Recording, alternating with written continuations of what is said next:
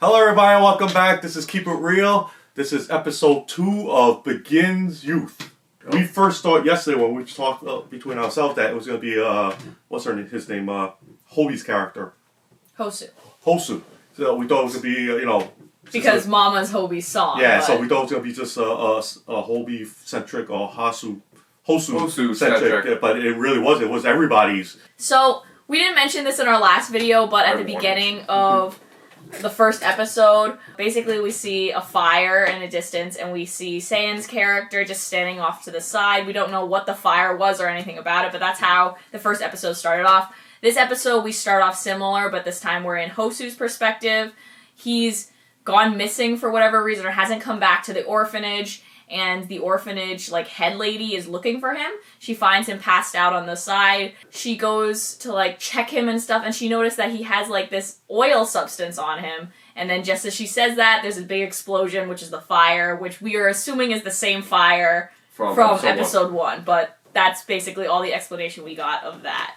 The fire is going to be the MacGuffin of this whole story, because that is why it's kind of like piecing everybody together, and I think that's going to be the MacGuffin of it. The whole thing about Hosu's character is that he has narcolepsy, so he passes out every once in a while. How he was walking around with, I don't know his name. Haru.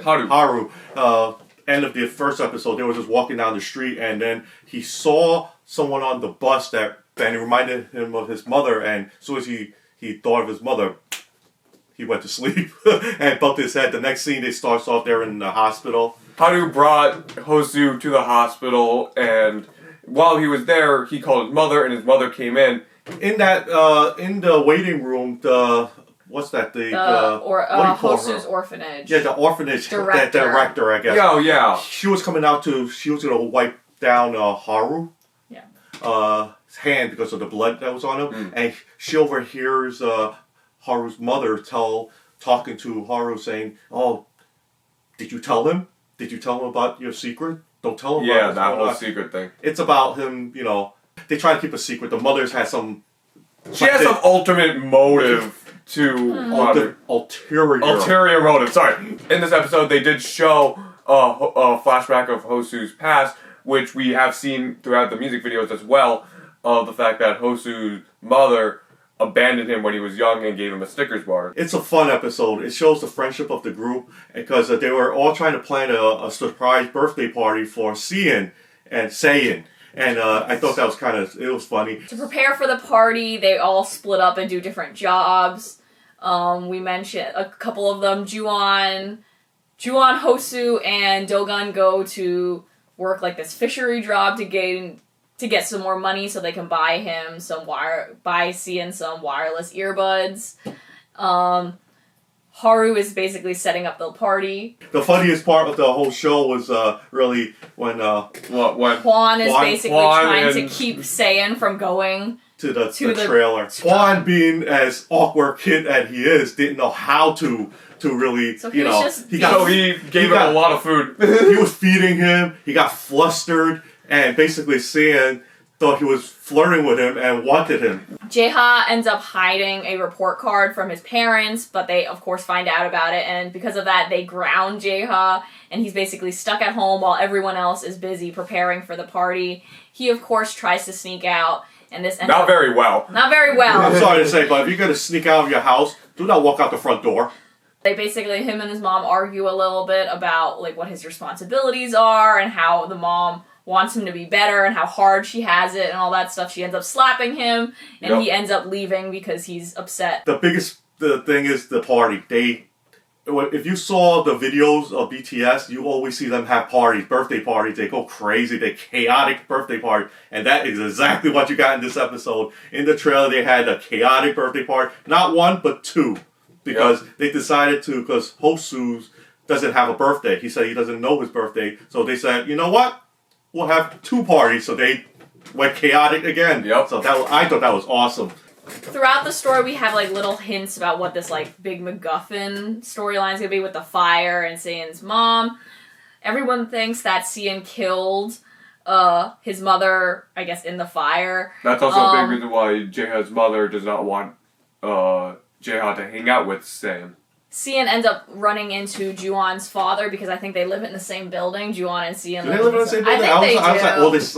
It was kind of weird. I don't know what was going on. But. I think they do. But he was talking to Ju-on's father, and Ju-on says, "I didn't kill your mom," to Cein, which is a little weird. So maybe he has something to do with the whole storyline and his involvement with like the death of Cein's mom. It's like everything else. That's why they call him MacGuffin.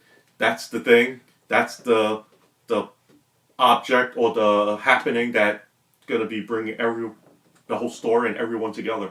We'll see what happens. I think it's interesting. End of the episode, we see Cein. He's on a piano and he looks over and just thinks about his mom because his mom used to play piano as well, and And then at the very end, we see Cein walk out of like their little detention hangout area, and he bumps into the principal, and he asks him basically, "Did you know my mom, or you knew my mom?" And that's the end of the episode. They're building up a good storyline. They built the friendship up a lot more in this episode as well. You could tell they did that with the last episode to the first episode. It built up. Now that you know that they are tight.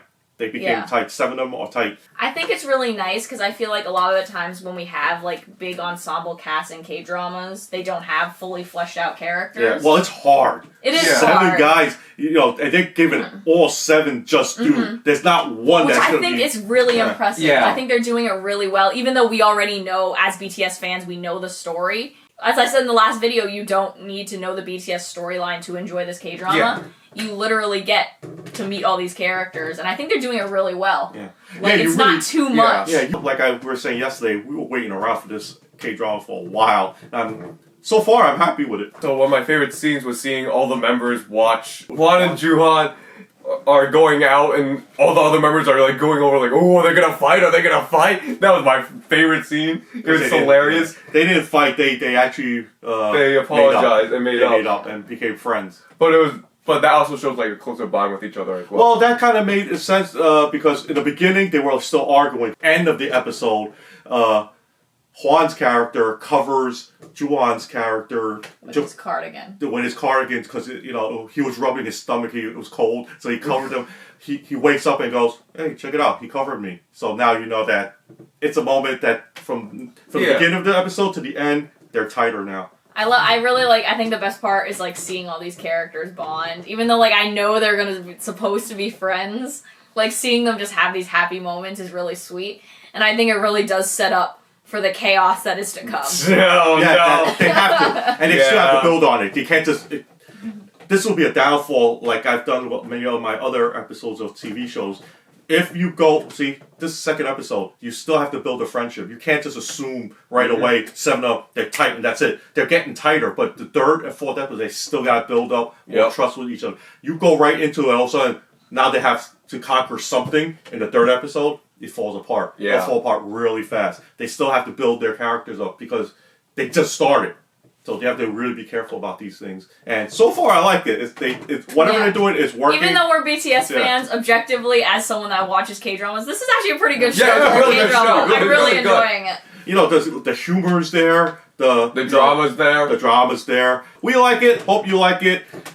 We'll be back tomorrow for episode 3. Yeah. Episode 3's tomorrow, Thank you for watching this video. Don't forget to go down below in the comments and tell us what you thought about episode 2. While you're there, don't forget to hit that subscribe and hit that like button, share to others, and we will see you guys next time. Have a fantastic day.